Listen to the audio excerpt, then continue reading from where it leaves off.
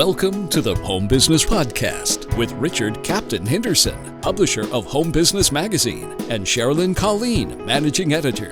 This how-to show helps you successfully operate your home-based business. Greetings and welcome to the Home Business Podcast. I'm Richard Captain Henderson, your skipper at Home Business TV. And I'm Sherilyn Colleen, your co-host. Let's secure, foresee, and get underway. We've been inspired by many stories of entrepreneurs who have overcome staggering odds to achieve business success. But how about starting literally from a jail cell behind a shower curtain to launching $1 million business? Salavatore Ronnie Passariello has done just that with an inspiring story of business success with a popular product that helps men and women with thinning hair due to various medical and hair complications.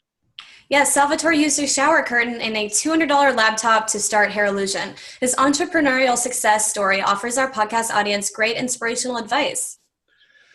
Salvatore Passariello is also here to show us how he uses Instagram to build his successful brand, Hair Illusion. Instagram has proven to be his top social channel for creating and generating revenue. So greetings, Salvatore, Ronnie, Passarella. Welcome to the Home Business Podcast. Say hello to our podcast audience. Hello, guys. Thanks for having me today. Yeah, thanks for coming on our show. Where are you connecting in from today? Today I'm in beautiful Venice Beach, California. Oh. Wonderful. And, isn't that the home of Muscle Beach? Or they still have that? It is. They still have it. It's amazing.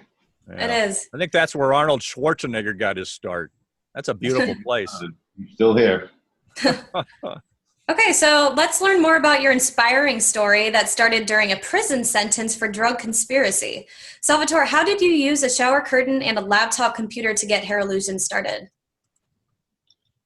Well, coming out of prison, you don't really have many resources, especially when your finances are low. So luckily I had a good friend of mine who allowed me to use a empty space in the back of his tanning salon. It was basically a shower. It was basically a closet, and we set up a makeshift office using a curtain, and a friend of mine was generous enough to buy me a $200 laptop. And I got started researching and trying to find a way to advertise my product very inexpensively, basically for no money at all, just my physical labor. That's how I stumbled upon Instagram. So Instagram, we'll talk a little bit more in the show on this one, but Instagram proved to be, a pretty easy platform to work from and didn't require a lot of time and effort to get started with it. In the beginning, I didn't really know much about Instagram, so it wasn't that easy because I didn't know my target audience.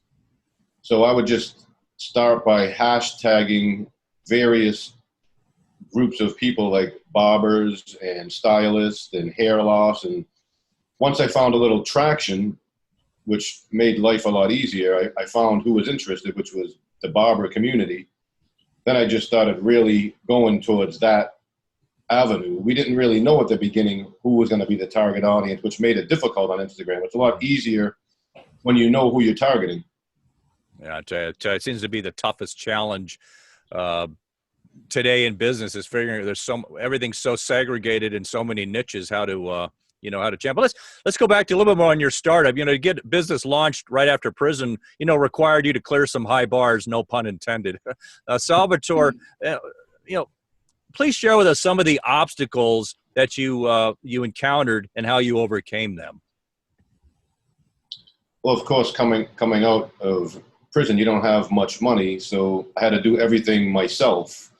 And I think with the resources we have today, if you put a little studying into your business, you can do it yourself. I know people say in general that you need to have a high profile team behind you to get going and start a company, but that's not necessarily the case. If you don't have the budget and you only have one choice, but to do everything yourself, then it can be done. And that's what I did.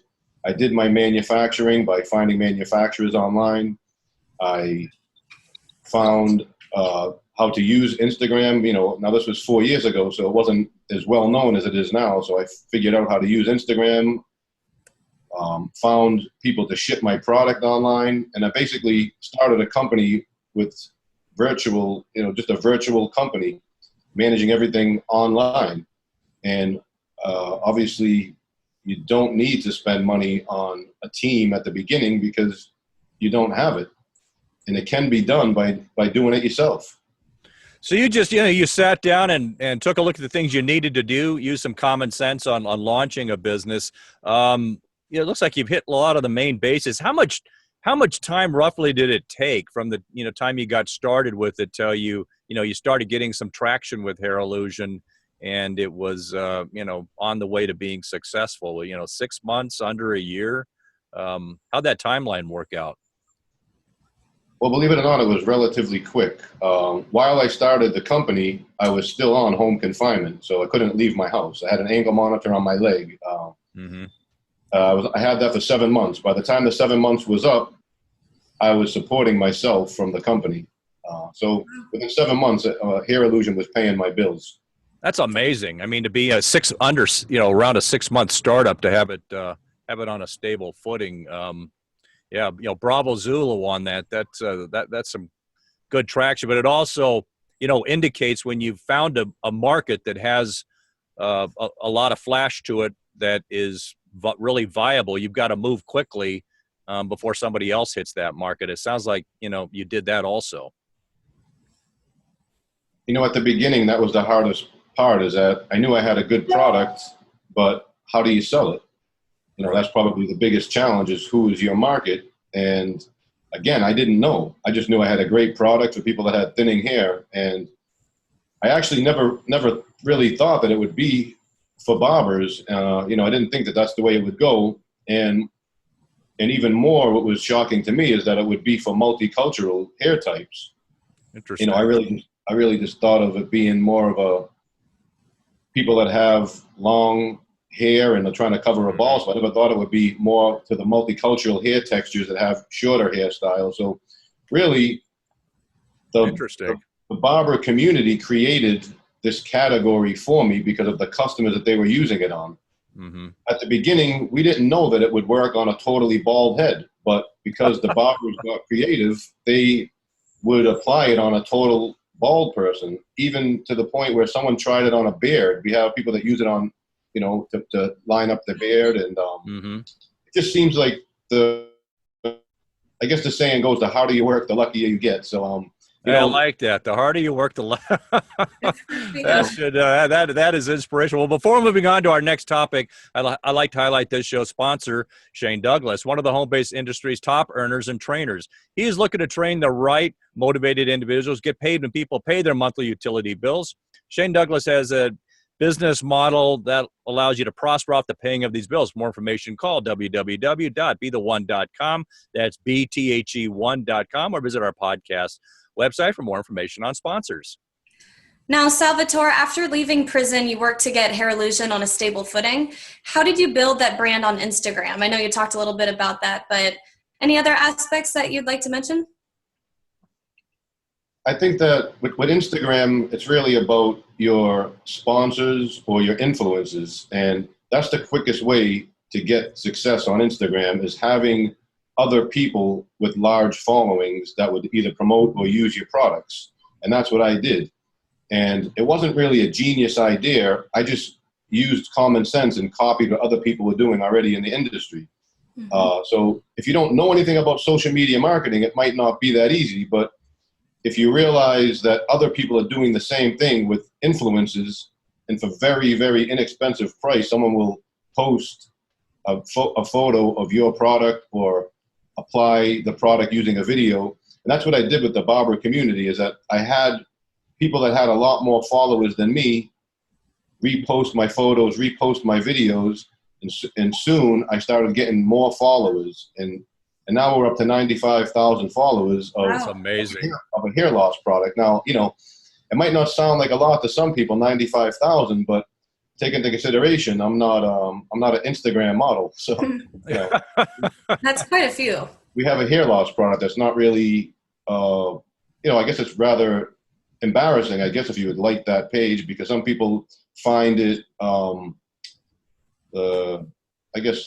you wouldn't want to like the page if you had hair loss. Yeah, no, I mean, what you're really hitting a good point. Like a lot of Instagram who have huge following, getting up to 100,000, that's going to be a huge following, but they're based on some kind of personality or something that gives them a lot of flash media. But your case, you're building up that with your actual product and people gravitating to that, and that that's worth 10 times even that 100,000. So that's really a critical success factor you've homed in on really well. But there's definitely some tricks of the trade to succeeding with Instagram. Salvatore, what were some of the obstacles you faced when using Instagram to build your brand? Well, the biggest thing is obviously getting followers. Once you have followers, you make money. So of course you want to get followers, but you want to get people that are following your page that are interested in your product.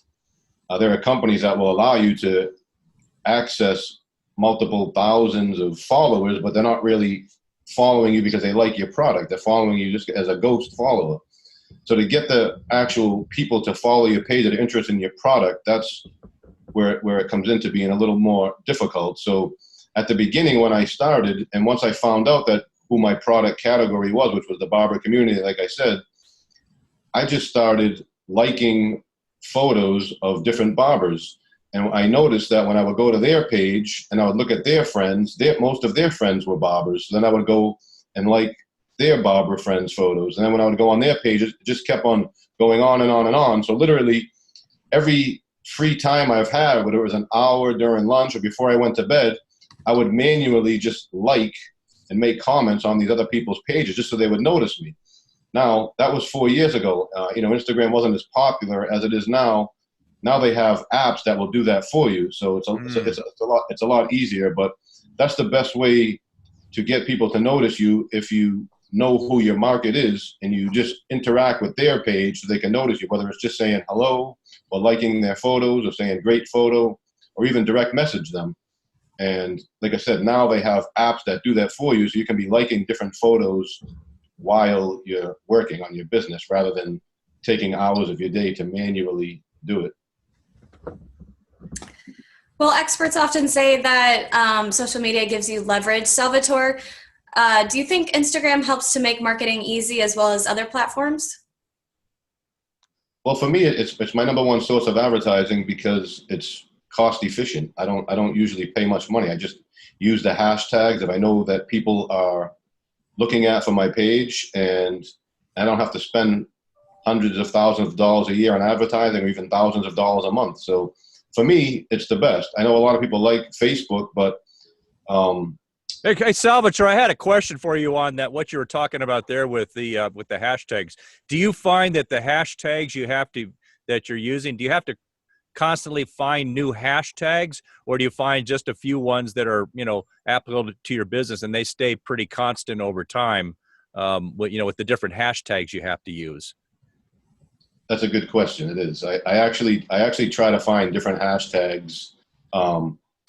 I don't put a lot of time into it because we have a lot of other things going on with the business, but it is a good idea that you change your hashtags up. And once you know your category, like I said, you can always, like for me, like I said, barber is my number one category. So I don't just use that as a hashtag.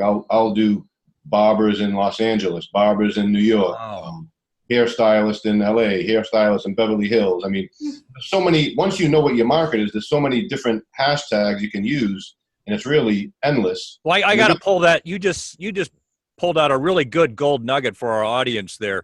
You're talking about taking the hashtags that work and then figuring out ways to segregate and break down those hashtags, say in your case, location. But if, any hashtag that you find that's worked, that's general, you can then segregate that hashtag and come up with different permutations of it. And that would work for you too. It's really endless. And the good thing about Instagram is it tells you how many people use that hashtag, so you know if it's relevant or not. Like, let's just say I wanted to use barber in India. Well, it might not have that many likes on that, but barber in Los Angeles might have a few million. So it'll tell you what hashtags are relevant before you use it. Interesting. Well, in today's dynamic environment, it seems like as soon as things, get written, it's time to change those rules. Salvatore, how do you plan to use Instagram in the future? Well, we're just going to stick to what we're doing, but we're just going to spend more money on influencers. As we know what's working for us now, and we know how we got to where we are, we're going just to continue to do what we're doing, and we're going to get more influencers. And now that we know what works for us, so what works for us might not work for everyone, but we like to have influencers that use our product, and we like them to repost our pictures. And it seems like the more influence we have using our brand, their followers will understand that the product is relevant because they're using it. So just a question on that, because influencers are so important. Are you looking for influencers that are in your specific product niche, or is it just influencers in general who then could, recommend your product and they'll have a lot of crossover that way? Talk to us a little bit about those influencers, because they are so important. Right. Well, it's a good question because we try multiple things. It's not just one thing that works.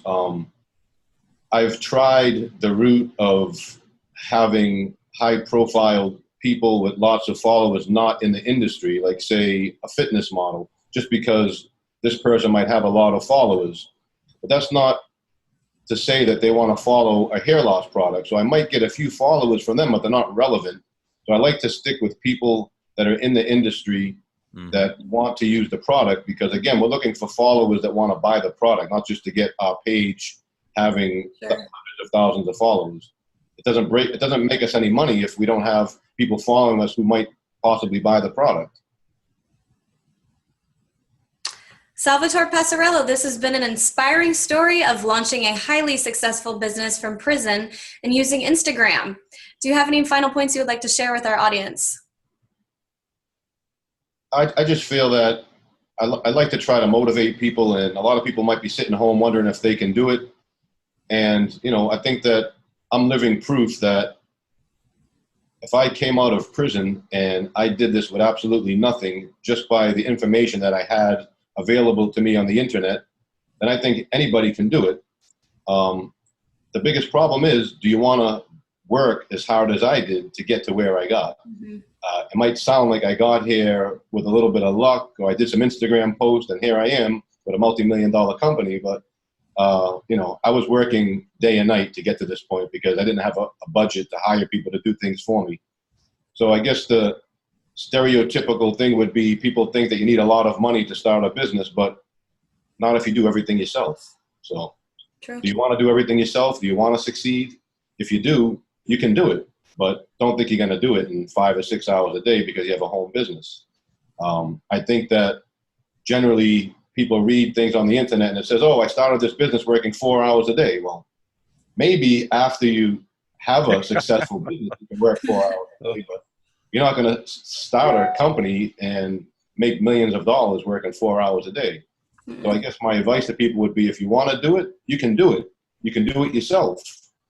You don't need to hire a super team, but you're going to have to work a lot of hours. That's the sacrifice you're going to have to make. There's no shortcut to hard work. Well, Salvatore, Ronnie, Passariello, thanks for being such a great guest on the Home Business Podcast. Thanks for having me, guys. Yes, thank you for coming on our show. To learn more about Salvatore, Ronnie, Passariello, and Hair Illusion, visit www.hairillusionllc.com or our podcast website for more information on guests. Thanks for joining us on this episode of the Home Business Podcast. Share your feedback with us on Facebook, Twitter, Instagram, and at our website, homebusinessmag.com. Visit the website for information on advertising. Subscribe free to our newsletter. Please visit our sponsors. For more information, visit homebusinessmag.com or the Home Business Expo at homebusinessexpo.com. I'm Richard Captain Henderson saying anchors away. And I'm Sherilyn Colleen. We'll talk with you soon. Until then, make it a great home-based biz day.